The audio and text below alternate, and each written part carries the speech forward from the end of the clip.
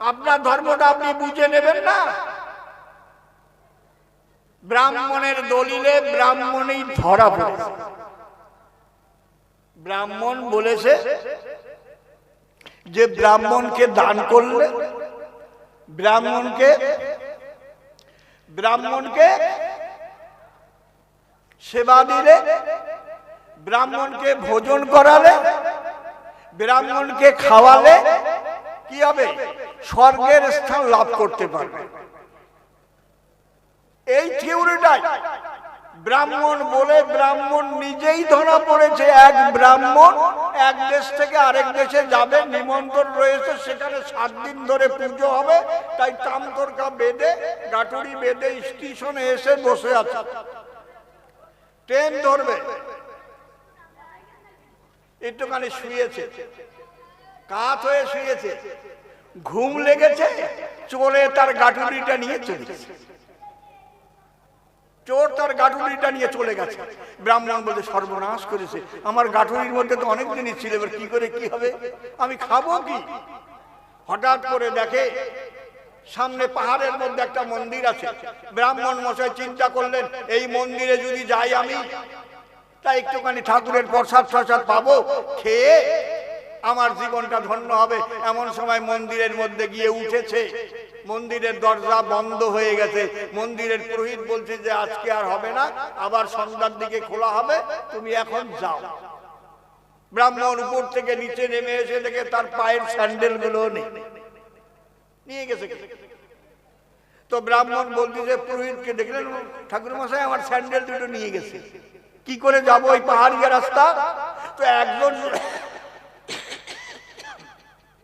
একজন শূদ্রদের ছেলে বলছে, ঠাকুর আপনি যদি কিছু না মনে করেন তো আমার পায়ের জুতোগুলো আপনি নেন। তো জুতোগুলো দিয়েছে, পায়ে হেঁটে ব্রাহ্মণ চলে যাচ্ছে। পুরোহিত বলছি যে শূদ্র গাই বেটা, তুই তো শূদ্র, ওই লোকটা যদি ব্রাহ্মণ হয় তোর পায়ের জুতা পরলে তো তুই নরকে যাবি। এমন সময় লোকটি বলছে, ও দাদা দাঁড়ান। দাঁড়িয়ে গেছে ব্রাহ্মণ। আচ্ছা দাদা আপনি শূদ্র না ব্রাহ্মণ? বলছে আমি ব্রাহ্মণ। রাম রাম রাম রাম, আমি শূদ্র, ছোট জাতের ছেলে, আমার পায়ের পাদুকা আপনি পড়লে আমি নরকে যাব, আমি যেতে পারবো না, আপনি আমার পাদুকা ফেরত দেন। কারণ ওই যে বলেছে সেবা করতে গেলে ব্রাহ্মণের সেবা করতে হবে। এ তো শূদ্র ব্রাহ্মণের সেবা করবে কি করে? গেল।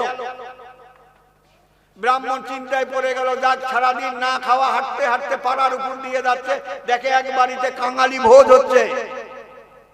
চিন্তা করলো, দেখ এখানে যখন কাঙালি ভোজ হচ্ছে বসে যাই, দুটো খেয়ে নেব। তো যেই বসেছে, চিড়ে আর দই দিয়েছে একটা থালার মধ্যে, খাবে। এমন সময় এক বুড়ি বলতেছে, হ্যাঁ রে বাবা তুমি জাতিতে কি গো, কোন জাতি? এখন ব্রাহ্মণ বলতে, তখন ব্রাহ্মণ বলেছি স্যান্ডেল গুলো নিয়ে গেছে। এইবার ব্রাহ্মণ যদি বলে যদি চিড়ে দই নিয়ে যায়, তা বলছে মা আমি শূদ্রদের ছেলে। রাম রাম রাম রাম, তুমি শূদ্রদের ছেলে? শূদ্রদের খেলে পূর্ণ হয় না, ব্রাহ্মণ সেবায় কল্যাণ হয়। ব্রাহ্মণ বলেছে দাও চিড়ের থালি দাও, টেনে নিয়েছে। ওই যে বলেছিল ব্রাহ্মণ সেবায় কল্যাণ হবে, তাহলে ব্রাহ্মণের দলিলে ব্রাহ্মণই ধরা পড়লো।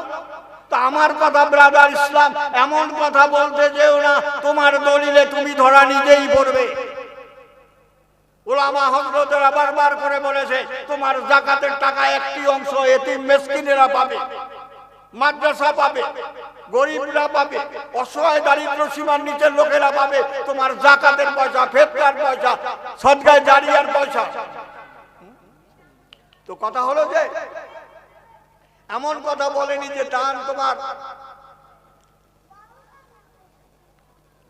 আলেমকে দিতে হবে, দান বড় লোককে দিতে হবে। এই জন্যই বলতেছি ধর্ম আপনাকে আমাকে জানতে হবে। তো আমার মা ধর্ম জানেন না, কিন্তু ধর্ম করে, যেটা বাবারা বলে যান, পণ্ডিতেরা বলে যান, সেটা আমার মা করেন, কিন্তু ধর্মের তথ্যের দিকে যায় না। তো আমার মা আমি যখন ইসলাম কবুল করলাম, আমার মা আমাকে ফিরিয়ে নিয়ে যাওয়ার জন্য, ও সর্বশক্তিমান বন্ধু ভাইয়েরা শোনো, আমার মা আমাকে ফিরিয়ে নিয়ে যাবে বলে আমার মা কোথায় গেলেন? গয়া, কাশী, পুরী, বৃন্দাবন, মথুরা, জগন্নাথ, জগন্নাথ, অমরনাথ, কেদারনাথ, এমন কোন জায়গা ছিল না আমার মা সেইখানে না গিয়েছে। বাবা, मैं कलकत्ता से आया हूँ, मेरे लड़का और राजू था ना, अपना धर्म कर छोड़कर मुसलमान में चले गए, उसको लाने के लिए हमको क्या क्या करना होगा? क्या क्या करना होगा? बस এক একটা বাবা এক এক ফর্মুলা দিয়েছেন আর এক এক ফর্মুলা প্রয়োগ করেছেন। মুসলমানরা জেনকে ভয় করে, মুসলমানরা জাদু টোনাকে ভয় করে, মুসলমানরা সাপকে ভয় করে। করে আশ্চর্য ব্যাপার, এ জাত কিছুকেই ভয় করবে না, কারণ এ জানে লা ইলাহা ইল্লাল্লাহু মুহাম্মাদুর রাসূলুল্লাহ, আল্লাহ ছাড়া কোনো মাবুদ নেই। আমার ভালো মন্দ যা কিছু হয় আল্লাহর তরফ থেকে। পড়ে নিয়েছে মুসলমান, আমানতু বিল্লাহি ওয়া মালাইকাতিহি ওয়া কুতুবিহি ওয়া রাসূলিহি ওয়া ইয়াউমিল আখিরি ওয়া কদরি শাররিহি মিনাল্লাহি তাআলা বাসে বাদাল মাউত। ঈমান এনেছে এতগুলো জিনিসের উপর, আবার ভয় কিসের গো? এ মুসলমান যদি ভয় করতো না, ভারত ছেড়ে চলে যেত। সেই জায়গার মধ্যে তুমি বললে মুসলমান কেটে মুসলমানদের কবরস্থানে পুঁতে দেবো, এত বড় সাহস তোমাকে কে দিল গো? 50 সালে তোমার জন্ম, এখন কত বয়স হয়েছে গো? 50-এ যদি জন্ম হয়, এখন মিঠুনের বয়স কত? 74 হবে কি না? 75 পড়লো সামনে, 25 আসলে 75। 75 বয়স তোমার বয়স। আমার আল্লাহ দয়া করে কিছু বয়স তোমাকে দিয়েছে, হুট করে তোমাকে ডাকবে, কি জবাব দেবে তুমি? তুমি যে কথাটা বলেছো মুসলমানের বিরুদ্ধে, এই ঘটকপুকুর ভাঙরের মুসলমানরাও দেখবে। এই মিঠুন চক্রবর্তী যে মুসলমানদের বিরুদ্ধে কথা বলেছে, এর মরণটাও তোমরা দেখে নেবে, কি হালতে মরণ হবে। আর আমিও তার ভাইপো গোপাল চক্রবর্তীর ছেলে রাজু চক্রবর্তী, আমার মৃত্যুটাও তোমরা দেখে নেবে, কিভাবে আল্লাহ আমার মরণ। কার সঙ্গে খেলতে গেলে? বারবার করে বলেছি, সবার সঙ্গে খেলতে যেও, মুসলমানদের সঙ্গে খেলতে যেও না। আল্লাহর কোরআনের বিরুদ্ধে কথা বলতে যেও না, নবীর বিরুদ্ধে কথা বলতে যেও না। এ কয়দিন আগে একটা রেন্ডি মেয়ে ছেলে, নাম তার নূপুর শর্মা, নাম শুনেন? হ্যাঁ, উল্টা পাল্টা কত কি বললো না। আমি বললাম ওইটারে আমার সঙ্গে বিয়ে দিয়ে দিই, আমি ঝামেলা মিটিয়ে দিই। তো লোকেরা বলছে হুজুর জোগাড় করবো, জোগাড় করে দে, বিয়ে দিয়ে দে ঘন্টা। আমারও বউ নাই, ওরও স্বামী নেই, ধরে নে আমি ব্যবস্থা করে দেবো। খবর আছে, আর অস্তিত্ব আর আছে, খবর তার শোনা যায়, ব্যাস আউট করে দিলে। আর তার খবরও শোনা যায় না, তার খোঁজ খবর সাংবাদিকরা যদি নেয় তাহলে যদি পেতে পারে, তা নাহলে কোনো সংবাদ নেই। একজন মুসলমান, শিয়া মুসলমান, হিন্দু ধর্ম গ্রহণ করলেন, কি নাম গো? কি দিজেন, কি দিজেন যেন নাম? হ্যাঁ, কি রাজবি না কি নাম আছে না? মুসলমান থেকে হিন্দু হলো, ওরে বাপরে, দিন করতে খুব লাফালাফি করলো। আছে তার অস্তিত্ব? নেই তার অস্তিত্ব। এমনি করে ইসলামের বিরুদ্ধে যারা কথা বলেছে, আমরা মক্কা শরীফ যখন হজ করতে গেলাম, তা আমি এক বন্ধুকে বললাম, হ্যাঁ রে, আবু জেহেল কোন বাড়ি গেছিল একটুখানি দেখা দিন আমাকে। তা বলছে যে হুজুর, ওই যে যেখানে পায়খানা করলেন আন্ডারগ্রাউন্ডে, ওইটাই আবু জেহেলের বাড়ি। আমি বলিস কি? বলছে হ্যাঁ। তা আবু জেহেলের মতো অত বড় পণ্ডিতের ঘর বাড়িতে যদি মুসলমানের জন্য আল্লাহ পায়খানা করে দিতে পারে, ও মোদি, ওদিমি, অমিত শাহ, যোগী আদিত্যনাথ, আর এদিকে বাংলার 3-4টা পাঠা রয়েছে, একটা আছে দিলীপ ঘোষ, আর একটা আছে শুভেন্দু অধিকারী, আর 2-1টা আছে, নাম বললাম না। হ্যাঁ, এগুলোর এরপরে অস্তিত্ব থাকবে না, খবর পাওয়া যাবে না। সব নিয়ে খেলো, আমি নিষেধ করবো না, কিন্তু ইসলাম নিয়ে খেলতে যেও না, নবীকে নিয়ে খেলতে যেও না, কোরআন নিয়ে খেলতে যেও না। মসজিদ নিয়ে খেলতে যেও না, মাদ্রাসা নিয়ে খেলতে যেও না। তুমি মসজিদের মধ্যে ঢুকে মুসলমানদেরকে খুন করতেছো, হিসাব তোমাকে দিতে হবে। তুমি একটা মারবে, আল্লাহ 10টা তৈরি করে দেবে। কাকে মারলে গো? কি অপরাধ ছিল তাদের? তাদের অপরাধ তারা মসজিদে নামাজ পড়তে গিয়েছিল। তাদের অপরাধ তারা বোল্ডার দিয়ে তুমি মসজিদগুলোকে ভেঙেছো। চিন্তা করলে না? তুমি যদি বাপের বেটা হয়ে থাকো, আমার কথা শুনতে পাচ্ছ, অমিত শাহর লোকেরা, মোদির লোকেরা, যোগী আদিত্যনাথের লোকেরা, তুমি খোঁজ নিয়ে দেখো, বাবরি মসজিদ ভেঙে তুমি মন্দির করলে, কিন্তু তোমার বুকের পাটা হলো না। যেখানে বাবরি মসজিদ ছিল সেই জায়গায় মন্দির করলে না কেন? ওইখান থেকে 100 হাত দূরে নিয়ে কেন মন্দির করলে?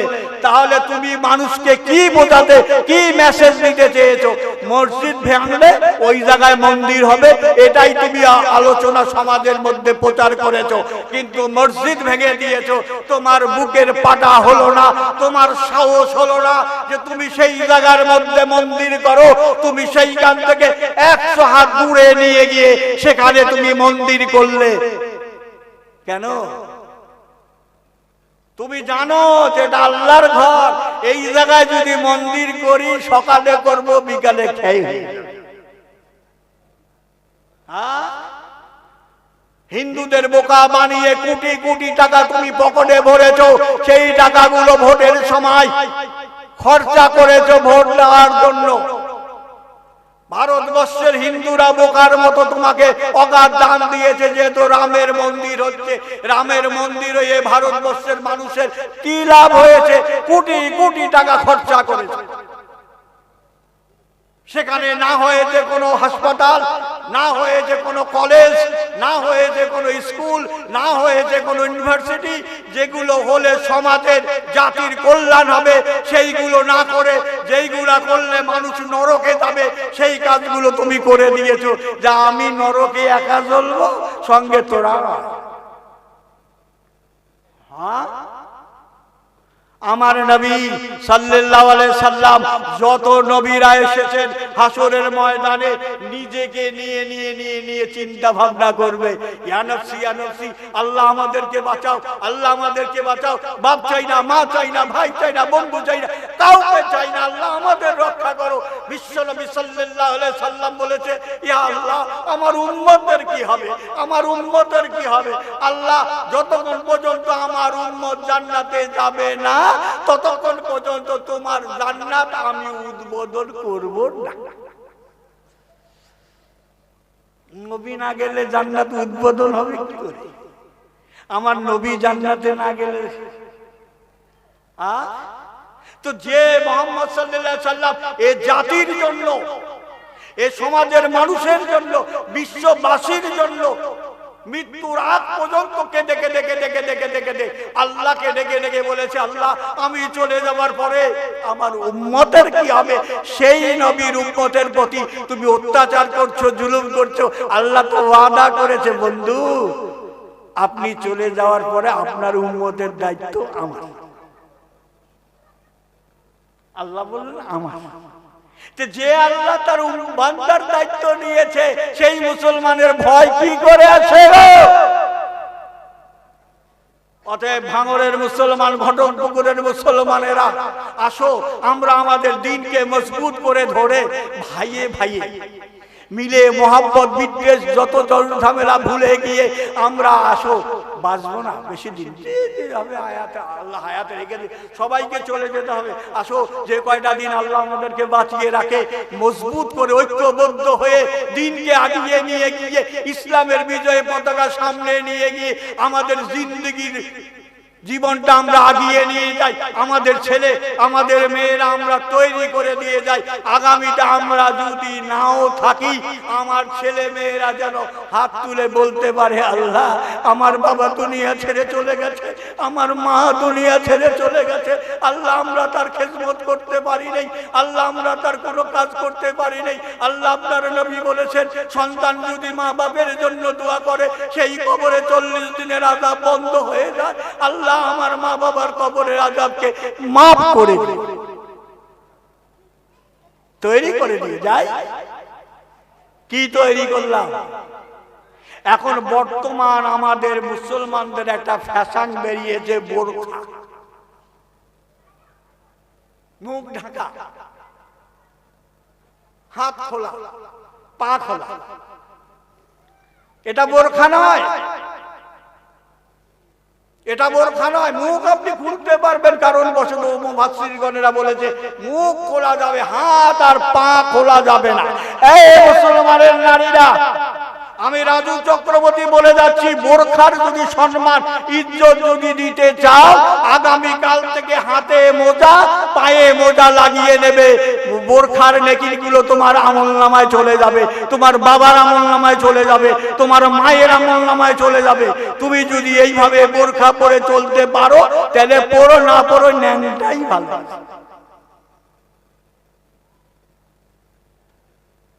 বাবা রামদেব আছে, নাম শুনেছেন? তাকে জিজ্ঞাসা করে সাংবাদিকরা, মেয়ে ছেলে আপনার কি রকম পোশাকে ভালো লাগে? ও এক জানোয়ার, সে বলেছে মেয়ে ছেলে ন্যাংটা হলে আমার দেখতে ভালো লাগে। চিন্তা করেছেন? ওর বুদ্ধি জ্ঞান আছে? ও ওই রকম মানুষ তো ওই রকম কথা কি করে বললো যে মেয়ে ছেলে ন্যাংটা হলে আমাদের ভালো লাগে? অতএব বোরখা যদি পড়তে হয়, কমপ্লিট বোরখা পরো। আর বোরখা যদি পড়তে না হয়, তাহলে পরো না, কারণ মুখ ঢেকে রেখেছো। আর গোটা শরীর উলঙ্গ, ওটাকে বোরখা বলে না, ওটা একটা ফ্যাশনে পরিণত হয়েছে। ওই অবস্থায় যদি মরে যাও, আল্লাহ তোমাকে জিজ্ঞাসা করবে না কোন লাইনে যাবে, সোজা জাহান্নামের আগুনের মধ্যে ফেলে দেবে, দাউ দাউ করে তোমাকে জ্বলতে হবে। যত নবীরা এসেছে, প্রত্যেক নবীদের আল্লাহ জিজ্ঞাসা করবে না কি করে এসেছে, শুধু আমাদেরকেই জিজ্ঞাসা করবে। থুতু ফেলার জায়গা দেন,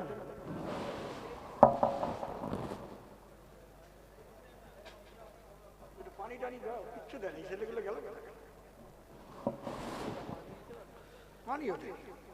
যাই হোক, যে কথাটা আমি বলতে চাইতেছি, তো সেই মা আপ্রাণ চেষ্টা করেছেন আমাকে ফিরিয়ে নিয়ে যাওয়ার জন্য।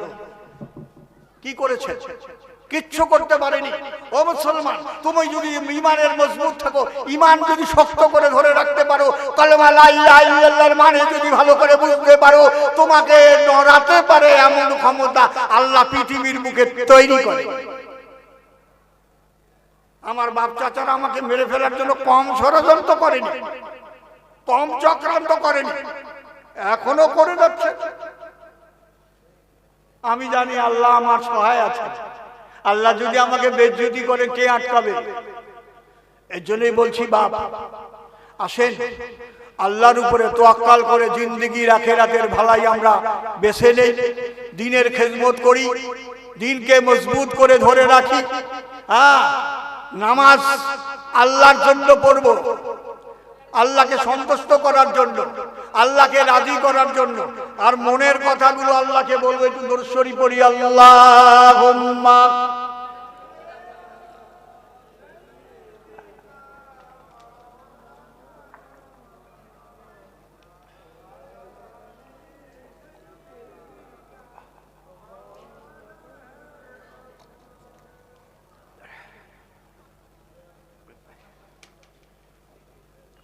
আমি যে কথাটা আপনাকে বলতে চাই, আল্লাহ আমাকে এই পথে কেন আনলেন? আমি তো শখ করে আসিনি। যে খাজা গরিবের নামাজ করতে বলেছেন না, যে খাজা গরিবের নামাজের কথা বলতেছি, তার জিন্দা কেরামতি আপনাকে শুনিয়ে দেন। আপনি কেতাবের মধ্যে কেরামতি পড়েছেন, কেতাবের মধ্যে ক্ষমতা পড়েছেন। ফুরফুরার মুজাদ্দেদ জামান আবু বকর সিদ্দিকের আওলাদেরা, তাদের যে ক্ষমতা আল্লাহ দান করেছিলেন, জিন্দা ওলিদের যে ক্ষমতা আল্লাহ দিয়েছেন, এ সম্পর্কে বাংলার মানুষেরা অতটা জানে না, বোঝে না। যেই দিন বিপদে পড়বে সেই দিনই বুঝবে, তার আগে আর বুঝবে না। আমি আমার পিসিমার মুখে আগুন দিতে গেলাম হিন্দু শাস্ত্র বিধান অনুযায়ী। আমার পিসি আমার বাপের কি গো বোন, বিয়ে শাদী হয়ে যাওয়ার পরে সন্তান আদি হয়নি, বিধবা হয়ে গেছে। কোলে পিঠে করে আমাকে মানুষ করেছেন আমার মা বলতেন। মৃত্যুর সময় বলে গেছেন নাকি রাজুকে আমি কোলে পিঠে করে মানুষ করেছি, রাজুকে বলবি আমার মৃত্যুর পরে যেন আমার একটু মুখোগ্নি করে, মুখোগ্নি না করলে তো আমি স্বর্গে যেতে পারবো না। আশ্চর্য ব্যাপার, এমন থিওরি পৃথিবীর বুকে এসেছে, সন্তান মা বাবার মুখে আগুন দেবে তবেই মা বাবা স্বর্গ যেতে পারবে। সে মা বাবা মদ করুক, জুয়া করুক, হারাম করুক, জেনা করুক, বদমাশ হোক, তা দেখার দরকার নেই, কিন্তু মুখোগ্নি করলেই স্বর্গে যাবে। ইসলামের মধ্যে এমন থিওরি এসেছে কি? কখনোই না। যার যার হিসাব। এ মুসলমান একটা নেকি নিয়ে জান্নাতে যাবে, একটা নেকি।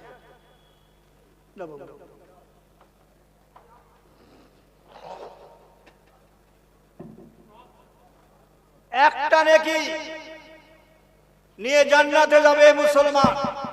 হাসরের ময়দান বিচার হবে, দুই ভাগে ভাগ করবে। আল্লাহ বলছেন, বন্ধু আমি আপনার উম্মতের বিচার এক ভাগ করে দেব, আর অন্য অন্য নবীদের উম্মতের আরেক ভাগ করে দেব। তা আমার হাবিব বলছে, আল্লাহ আমার উম্মতের বিচার আমার হাতে দেন। আল্লাহ বলছে, কেন?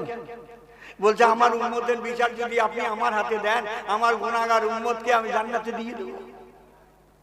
আল্লাহ বলছে, বন্ধু এতে আপনার লোকসান হবে, আপনার লোকসান হয়ে যাবে। কারণ আপনি যাকে জান্নাতে দেবেন আমি আল্লাহ তার প্রতি রাজি নয়। ও আমার মসজিদ ভাঙার ষড়যন্ত্র করেছে, ও আমার আপনার মাদ্রাসা বন্ধ করে দেওয়ার জন্য ষড়যন্ত্র করেছে, ও ইমামকে তাড়াবার জন্য ষড়যন্ত্র করেছে, ও মসজিদের চাঁদা দেয়নি। আমি আল্লাহ ওর প্রতি নারাজ, অসন্তুষ্ট। আপনি জান্নাত দিলে আমি রাজি না। আর ওই বিচারটা যদি আমার হাতে আপনি দেন, আমি জানি ও এই করেছে, আর আমি যদি তাকে জান্নাত দেই আপনি খুশিতে বাগে বাপ হয়ে যাবে। তাহলে আমি যদি আপনার উম্মতের বিচার করি তাহলে আপনার লাভ হবে, আর আপনি করলে আপনার লোকসান হয়ে যাবে। আমার নবী বলছে, আল্লাহ আমার উম্মত কত খারাপ কাজ করেছে, আল্লাহ এর বিচার আপনি করবেন, সব হাসরের লোকেরা দেখবে, জানবে, আল্লাহ জানাজানি হয়ে যাবে। আল্লাহ বলছে, হাবিব আপনার উম্মতের বিচার আমি পর্দার অন্তরালে করব, কাউকে জানতে দেব না। বলুন সুবহানাল্লাহ। আপনি কি মনে করেছেন হাসরের ময়দানে আপনি কলা চুরি করেছেন, এই বিচারটা আল্লাহ সকলের সামনে করবেন? আমি বেগুন চুরি করেছি, আমার বিচারটা আল্লাহ সকলের সামনে করবেন? অত সস্তা নয়। উম্মতে মুহাম্মদের বিচার স্পেশাল, পর্দার অন্তরালে গোপনে ডেকে আল্লাহ জিজ্ঞাসা করবে, এই বান্দা এই গুনাহ করেছিস? বান্দা বলবে, আল্লাহ করে ফেলেছি। বান্দা যখন স্বীকার করবে যে আল্লাহ করে ফেলেছি, আল্লাহ বলবে, যা মাফ করে দে, যা। চিন্তা করেছে? বিচার যখন শুরু হলো, অন্য অন্য নবীদের উম্মতের গুনাহ হলে ডাইরেক্ট জাহান্নাম, নো সুপারিশ। আদম আলাইহিস সালাম তার উম্মতের জন্য সুপারিশ করবে না, নূহ আলাইহিস সালাম তার উম্মতের জন্য সুপারিশ করবে না, মুসা আলাইহিস সালাম তার উম্মতের জন্য সুপারিশ করবে না, ইদ্রিস আলাইহিস সালাম তার উম্মতের জন্য সুপারিশ করবে না, ঈসা আলাইহিস সালাম তার উম্মতের জন্য সুপারিশ করবে না। সুপারিশ করার মতো নবী একজন, অনলি ওয়ান, নবী মুহাম্মদ সাল্লাল্লাহু আলাইহি সাল্লাম। উম্মতে মুহাম্মদের বিচার যখন হয়ে যাবে, একটা মাঠের মধ্যে লাগা রেখে যাও, ওইখানে দাঁড়াও। তো ওইখানে দাঁড়িয়ে থাকবে, ওই রাস্তা দিয়ে পীর, গাউস, কুতুব, আবদাল, সুফি, দরবেশ, আলেম, ওলামা, হাফেজ, কারি, মুফতি ওই রাস্তা দিয়ে জান্নাতে যাবে।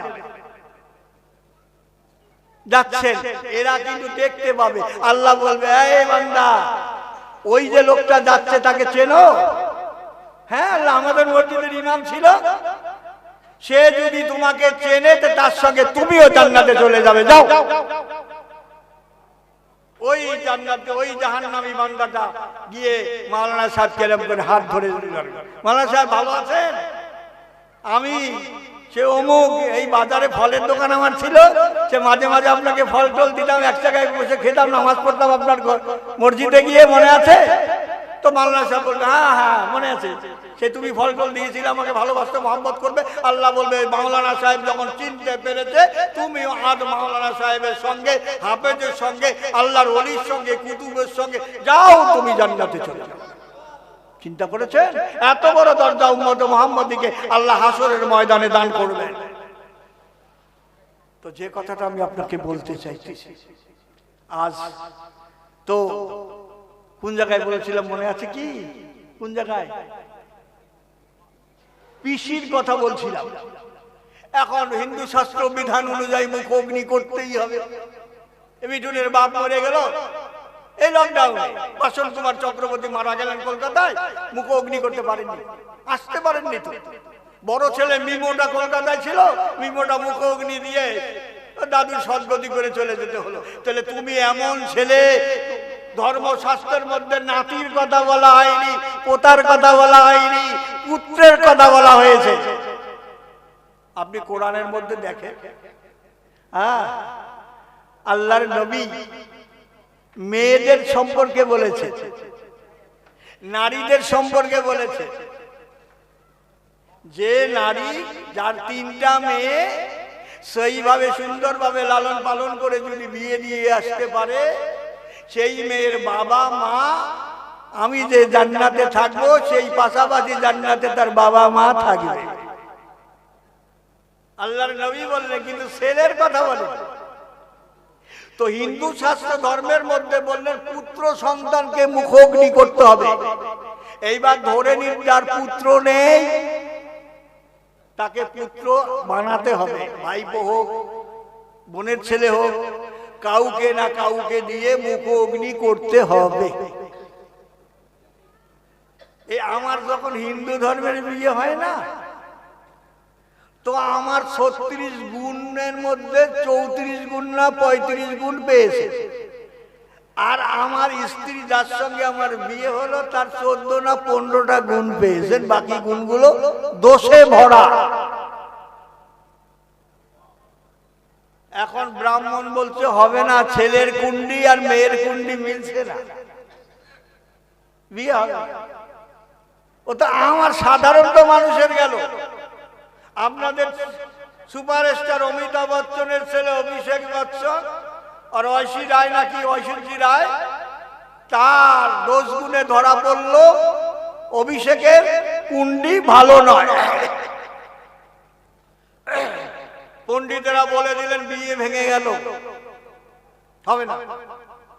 কারণ তার কুণ্ডির মধ্যে লেখা আছে এই মেয়ের সঙ্গে বিয়ে দিলে ছেলে খুন হয়ে যাবে। পণ্ডিতেরা বলেছে, পণ্ডিতেরা বলেছে। এবার বচ্চন পরিবারের মানুষেরা ভয় করলে সর্বনাশ, দরকার নেই। তারপরে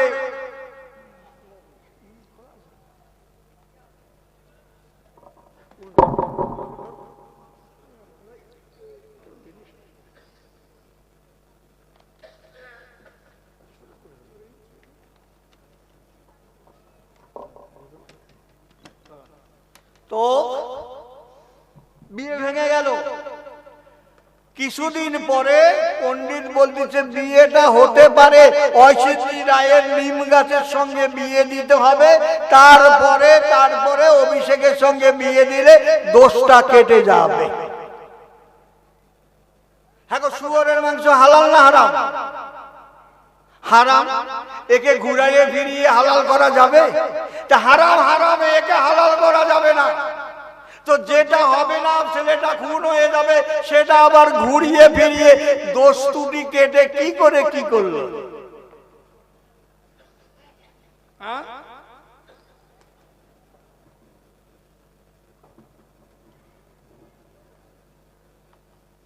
তাহলে আমরা কি এতদিন হিন্দু ধর্মে কি চুরি করলাম? হিন্দু ধর্ম কি আমরা পড়লাম না? হিন্দু ধর্ম কি আমরা জানলাম না? সকাল হলে হিন্দু সমাজ